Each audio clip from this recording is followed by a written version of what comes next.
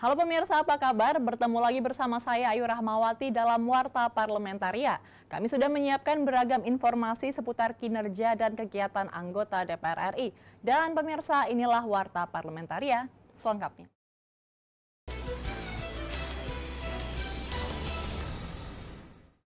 Anggota Komisi 1 DPR RI mendorong pemerintah pusat agar kebijakan kuliah online dan internet gratis benar-benar dapat realisasi.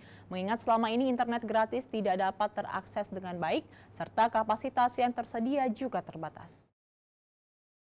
Hal tersebut dikatakan anggota Komisi 1 DPR RI Yan Permenas Mandenas saat kunjungan ke asrama mahasiswa asal Papua di daerah istimewa Yogyakarta baru-baru ini. Yan Permenas juga mengajak para mahasiswa menyampaikan aspirasinya melalui wadah komunitas untuk selanjutnya disampaikan kepada instansi atau lembaga-lembaga yang berkompeten. Bantuan studi ini anak-anak ini kan rata-rata kuliah semua dari kampung semua dengan latar belakang yang pas-pasan. Jadi kita harap ke depan ini dukungan bantuan studi untuk mahasiswa di dalam dan luar negeri harus menjadi prioritas pemerintah dalam pelaksanaan implementasi kebijakan Undang-Undang Otonomi Khusus. 2021 dana otsus akan selesai.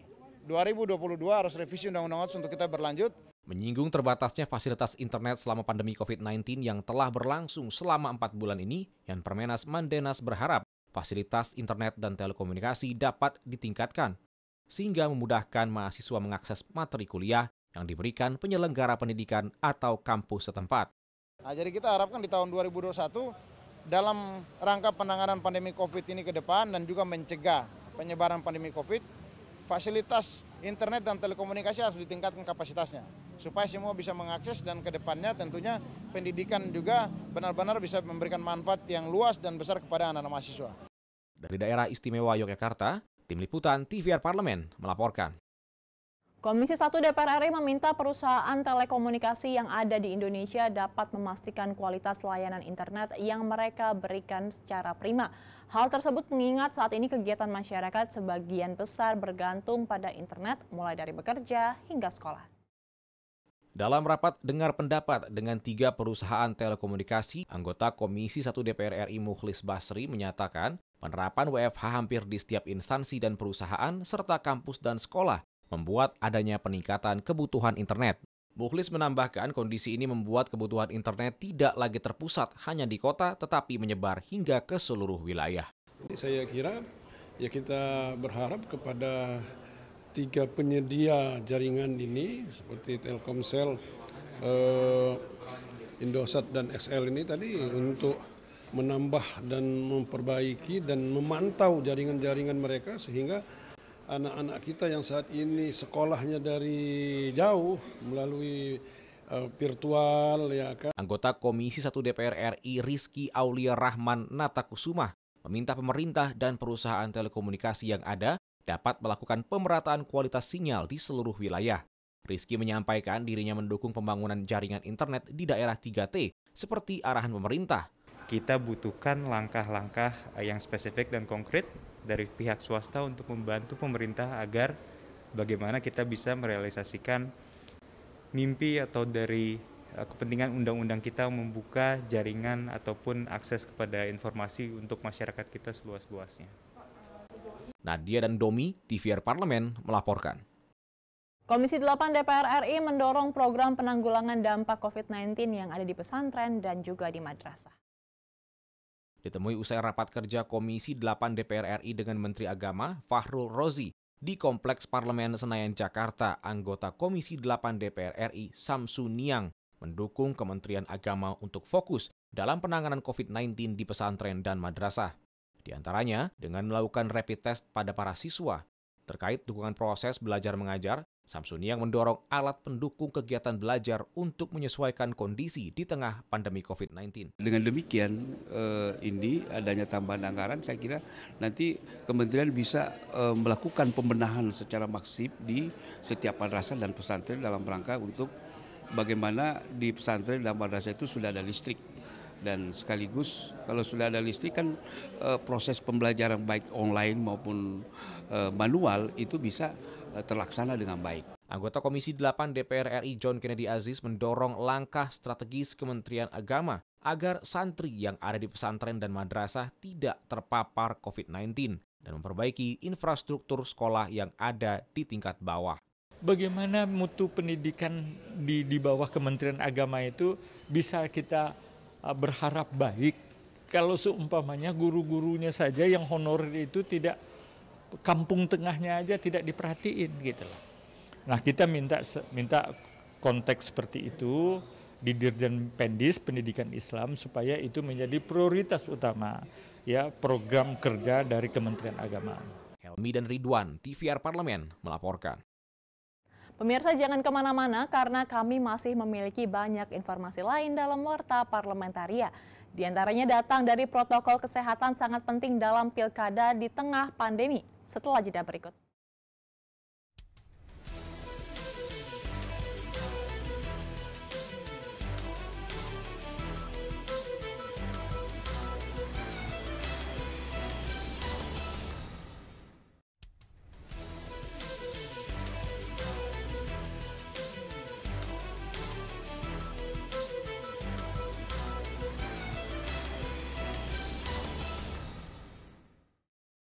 Komisi 2 DPR RI menegaskan pilkada serentak yang akan digelar pada 9 Desember tahun 2020 harus menerapkan protokol kesehatan karena dilaksanakan di tengah pandemi COVID-19.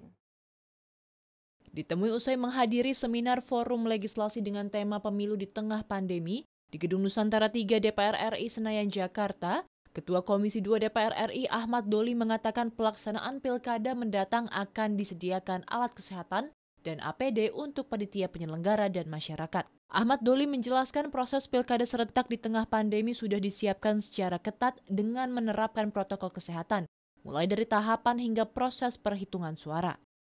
Ada penambahan kebutuhan barang-barang, ya, alat-alat kesehatan, APD untuk penyelenggara, gitu ya, kemudian alat-alat kesehatan yang sederhana buat masyarakat, ya, masker tadi yang disampaikan oleh Pak Teras itu memang disiapkan untuk 105 juta. Ahmad Doli menyampaikan penerapan protokol kesehatan saat pilkada di tengah pandemi perlu disosialisasikan secara masif. Selain itu perlu disiapkan akses ruang publik dengan protokol kesehatan untuk bakal calon menyampaikan visi misinya agar partisipasi masyarakat pada pilkada di tengah pandemi tetap tinggi. Kemudian yang kedua tinggal menjaga soal kualitas demokrasinya. Bagaimana kita tetap mensosialisasikan supaya tingkat partisipasi pemilihnya tinggi nanti di tanggal 9 Desember. Kecurangan juga kita bisa minimalisir gitu ya. Terus kesempatan untuk bagi para bakal calon menyampaikan visi misi dan untuk memperdebatkan juga kita siapkan. Dan Dwi, TVR Parlemen melaporkan. DPR RI meminta Otoritas Jasa Keuangan atau OJK serius menyelesaikan persoalan dana nasabah yang masih tertahan di perusahaan Minapadi Asset Management. Ditemui usai menerima nasabah Minapadi di gedung DPR RI Jakarta, Wakil Ketua Komisi 11 DPR RI Fatan mendesak OJK mencari solusi untuk melindungi investor yang dirugikan atas investasi reksadana PT Minapadi Asset Management. Fatan menyampaikan dalam waktu dekat Komisi 11 DPR RI akan mempertemukan pihak perusahaan PT Minapadi, nasabah, dan OJK agar persoalan tersebut dapat segera diselesaikan. Kita akan pertemukan antara OJK, Minapadi, dan nasabah dan DPR sebagai wasit lah. Coba berembuk cari solusi supaya ini bisa terselesaikan. Jangan sampai nasib mereka terkatung-katung sehingga mereka tidak mengalami kepastian. Gitu. Anggota Komisi 11 DPR RI Fauzi Amro menyampaikan, DPR siap menjadi mediator dalam penyelesaian masalah antara nasabah dengan PT Minapadi, sehingga hak konsumen dapat dilindungi dan tidak ada yang dirugikan. Menurut Fauzi, sebelumnya OJK telah membubarkan Minapadi. Dalam belit disebutkan dengan jelas, pembayaran ke nasabah adalah dengan nilai aktiva bersih saat pembubaran. Kita insya Allah menjadi wasit lah di sini, supaya para korban khususnya nasabah Minapadi ini tidak kemana-mana. Dengan aset 6 triliun, dengan peserta nasabah 6.000 orang, ini kan luar biasa kalau ada ledakan. Nah, kita berharap tidak ada ledakan yang situasi COVID ini, tidak ada hal-hal yang sensitif, dan kita insya Allah akan bantu memfasilitasi mereka. Habibi dan Koko, TVR Parlemen, melaporkan. Anggota Komisi 11 DPR RI mengkritisi penyaluran kredit usaha rakyat atau KUR di tengah pandemi COVID-19 yang dilakukan melalui program subsidi perbankan dan penundaan pembayaran cicilan dan kredit. Ditemui di gedung DPR RI Jakarta, Mustafa menjelaskan penyaluran KUR oleh perbankan berada di bawah pengawasan Otoritas Jasa Keuangan atau OJK. Adapun Bank Indonesia memiliki fungsi dan peran sebagai otoritas moneter, sehingga perlu koordinasi Bank Indonesia dan OJK mendorong penyaluran KUR menjadi efektif dan efisien. Hal ini akan mendukung program pemulihan ekonomi nasional akibat pandemi COVID-19, sehingga UMKM dan daya beli masyarakat dapat bangkit kembali. Tapi faktanya di daerah kadang yang dulu dengan angka sampai dengan 250 juta sampai 50 juta ini juga 0 sampai 50 juta ini tidak pakai agunan dan lain sebagainya. Tapi faktanya di lapangan masih pakai KUR. KUR itu adalah penugasan loh. Penugasan yang dilakukan oleh Bank Umum. Anggota Komisi 11 DPR RI Sarmuji menilai realisasi penyaluran KUR di tengah pandemi COVID-19 masih mengalami kendala. Kebijakan subsidi perbankan untuk menunda pembayaran cicilan dan kredit diharapkan bisa membantu masyarakat menjaga kestabilan perekonomiannya.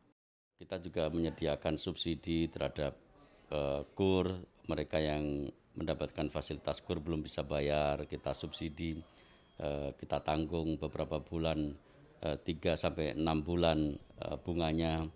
Artinya mereka kita harapkan untuk bisa hidup dan tidak membebani perbankan. Subsidi kan diambil dari APBN. Ajib dan Koko, TVR Parlemen, melaporkan. Komisi 8 DPR RI mengajukan untuk menarik rancangan Undang-Undang Penghapusan Kekerasan Seksual dan RUU PKS dari Program Legislasi Nasional atau Prolegnas Prioritas tahun 2020. Pimpinan DPR RI berpendapat langkah tersebut diambil karena pembahasan RUU PKS menuai polemik di masyarakat. Wakil Ketua DPR Sufmi Dasko Ahmad yang ditemui di Gedung Nusantara 3 Senayan, Jakarta, baru-baru ini mengatakan, rancangan Undang-Undang PKS dinilai menuai polemik di masyarakat, sehingga sudah sewajarnya jika rancangan undang-undang tersebut ditarik dari prolegnas. Apa yang diusulkan juga rasional juga, karena RUU PKS ini menuai juga polemik di masyarakat, kemudian di kaum perempuan juga. Sufmi Dasko juga menyatakan, jika telah terjadi kesepakatan bersama antara DPR dengan pemerintah terkait pencabutan rancangan Undang-Undang PKS, maka otomatis rancangan undang-undang tersebut akan dikeluarkan dalam prioritas prolegnas. Memang ada mekanisme di DPR tentang pencabutan RUU. Nah, kemudian Balik akan merapatkan dengan pemerintah untuk membicarakan hal ini. Nah, apabila itu kemudian disepakati, maka tentunya Balik akan melalui mekanisme pencabutan RUU seperti beberapa RUU yang lain, dan kemudian nanti akan dikeluarkan dalam Prolegnas Prioritas tahun 2021. Zikri dan Denus, TVR Parlemen melaporkan.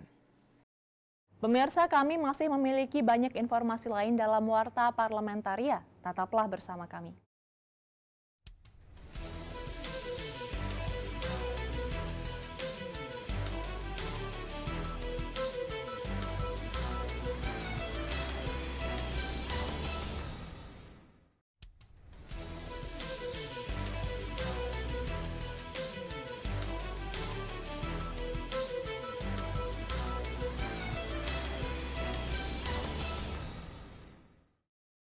Komisi 10 DPR RI mendorong penambahan anggaran Kemenparekraf untuk menstimulus para pelaku pariwisata dan ekonomi kreatif. Ditemui usai rapat kerja Komisi 10 dengan Kementerian Pariwisata dan Ekonomi Kreatif di Kompleks Parlemen Senayan, Jakarta, Ketua Komisi 10 DPR RI Syaiful Huda menyampaikan, sektor pariwisata memiliki potensi untuk memperbaiki perekonomian. Oleh karena itu, Syaiful Huda mendukung penambahan anggaran yang diajukan Kemenparekraf sehingga dapat membantu para pelaku pariwisata dan pelaku ekonomi kreatif yang terdampak pandemi COVID-19. Suntikan modal gitu. Nah, ini yang termasuk yang kami dorong ke Kemenparekraf. Kalau penambahan ini bisa disetujui oleh Kementerian Keuangan, walaupun ini kita harus meyakinkan betul, salah satunya adalah program untuk pemberian bantuan modal ke para pelaku industri ekonomi kreatif dan industri pariwisata. Sementara itu, anggota Komisi 10 Mujib Rohmat mendorong adanya keseimbangan antara pemulihan ekonomi dan pemulihan kesehatan. Seluruh pihak untuk tetap mematuhi protokol kesehatan sebagai upaya dalam meningkatkan kepercayaan dan keamanan wisatawan. Untuk memperoleh devisa yang besar dari sektor pariwisata, diperlukan dukungan modal yang memadai. Hubungan koordinasi antara pusat dan daerah itu harus berjalan dengan baik, sehingga dengan demikian misalnya ya satu sisi boleh kita hati-hati, tapi sisi lain juga jangan parno bener gitu. Kalau parno bener nanti orientasinya kepada kesehatan tinggi sekali, orientasi pada pemulihan ekonominya rendah sekali. Helmi dan Tegar, TVR Parlemen melaporkan. Komisi 11 DPR RI menginginkan para calon deputi Gubernur Bank Indonesia mempunyai gagasan dan strategi baru dalam upaya pengendalian laju pertumbuhan ekonomi nasional di tengah wabah COVID-19. Ditemui saat fit and proper test calon deputi Gubernur Bank Indonesia, anggota Komisi 11 DPR RI Ahmad Najib Kodratullah mengatakan, visi dan misi para calon deputi Gubernur Bank Indonesia harus mampu mengimplementasikan realisasi program pemulihan ekonomi nasional yang langsung bermanfaat bagi kehidupan masyarakat. Najib menambahkan sektor industri rumah tangga, UMKM, korporasi, dan keuangan yang tertekan akibat dampak wabah COVID-19 harus diantisipasi melalui kebijakan ekonomi produktif dan pemulihan investasi. Saya berharap dari calon yang terpilih nanti, mereka memberikan perhatian lebih di dalam pemulihan ekonomi ini terhadap masyarakat, terutama masyarakat kecil. Jadi lebih juga memfokuskan kepada kegiatan mikro.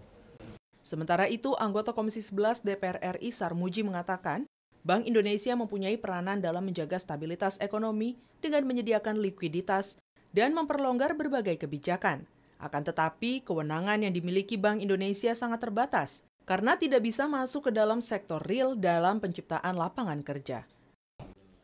Kalau yang bisa didorong oleh Bank Indonesia ya dia menyediakan likuiditas dalam bentuk giro wajib minimum, menurunkan prasyarat-prasyarat, itu bisa dilakukan oleh Bank Indonesia. Tetapi mereka tidak bisa masuk ke dalam sektor real karena keterbatasan mandat. Berbeda dengan Undang-Undang Bank Indonesia sebelumnya yang memang mereka punya mandat untuk masuk ke sektor real tenaga kerja. Ajib dan Koko, TVR Parlemen melaporkan. Komisi 8 DPR RI melakukan kunjungan kerja spesifik dalam rangka pengawasan atas bantuan sosial non-tunai yang diberikan pemerintah terkait dampak pandemi COVID-19. Ditemui usai menggelar rapat dengan Kementerian Sosial, Gubernur, Wali Kota, dan Dinas Sosial Provinsi Banten, Ketua Komisi 8 DPR RI Yandri Susanto mengatakan, bantuan sosial penanggulangan dampak COVID-19 di Provinsi Banten cukup baik, namun ada temuan terkait data yang harus diperbaiki ke depannya. Hampir semua persoalan itu sebenarnya di pendataan, walaupun itu tidak terlalu besar. Ya, bantuannya cukup lancar, cukup bagus, tapi memang ke depan harus kita perbaiki. Tepat sasaran, yang berhak menerima harus menerima, yang tidak berhak menerima jangan menerima. Ini juga perlu ada kerjasama semua pihak. Anggota Komisi 8 DPR RI Iip Miftahul Khoiri mengungkapkan, di Provinsi Banten banyak keluhan masyarakat terkait bantuan sosial ini. Permasalahan yang terjadi banyak disebabkan data yang tidak valid dan terintegrasi, sehingga bantuan penanggulangan dampak COVID-19 ini tidak tepat sasaran. Untuk itu, ia meminta pemerintah segera memperbaiki data masyarakat penerima bansos ini. Kalau kami lihat itu terkait data kembali, jadi tidak ada kesamaan data dari bawah dan pusat. Karena kita lihat bahwa penyaluran bantuan ini dilakukan dengan skema cepat. Dan kami banyak menemukan data di 2015 dipakai untuk pembagian bantuan di tahun sekarang pada saat pandemi seperti ini. Dari Provinsi Banten, Ade Ardiansyah, TVR Parlemen, melaporkan. Pemirsa, demikianlah beragam informasi seputar aktivitas DPR RI yang sudah kami susun dalam Warta Parlamentaria. Saya Ayu Rahmawati beserta kerabat kerja yang bertugas undur diri. Terima kasih atas perhatian Anda. Sampai jumpa.